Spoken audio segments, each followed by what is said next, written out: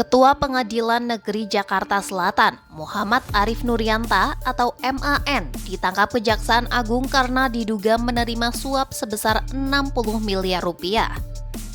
Suap itu diduga untuk menjatuhkan vonis bebas kepada 3 terdakwa perusahaan sawit dalam kasus pemberian fasilitas ekspor crude palm oil atau CPO. 3 perusahaan itu adalah PT Wilmar Group, PT Permata Hijau Group, dan PT Musimas Group. Arif yang sebelumnya menjabat sebagai Wakil Ketua Pengadilan Negeri Jakarta Pusat diduga menerima suap dan gratifikasi untuk mengatur putusan bagi 3 terdakwa korporasi itu. Jadi MAN saat itu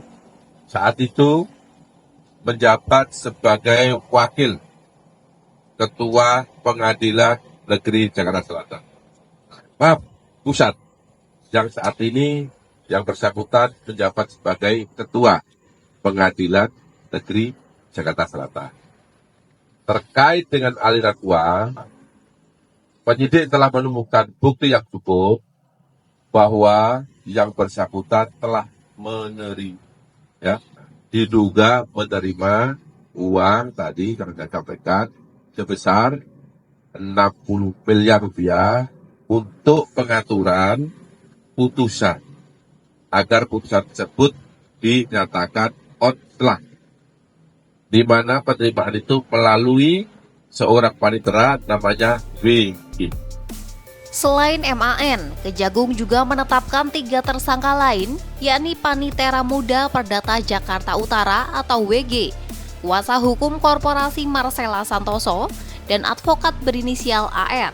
Ketiga tersangka tersebut diduga terlibat dalam korupsi suap dan gratifikasi yang melibatkan tersangka Hakim Arif.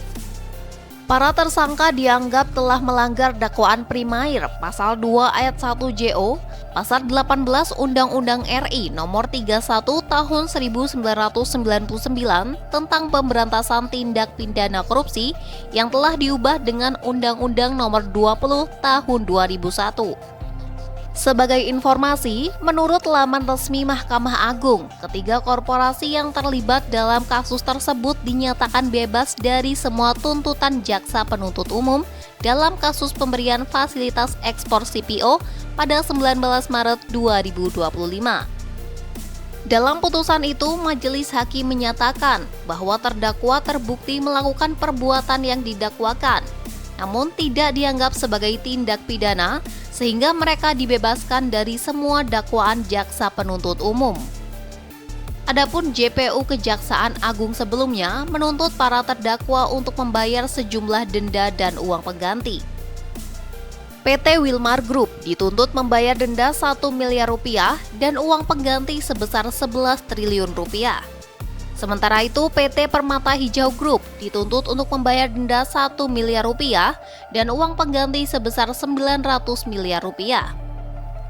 Di sisi lain, PT Musimas Group dituntut untuk membayar denda sebesar 1 miliar rupiah dan uang pengganti sebesar 4 miliar rupiah.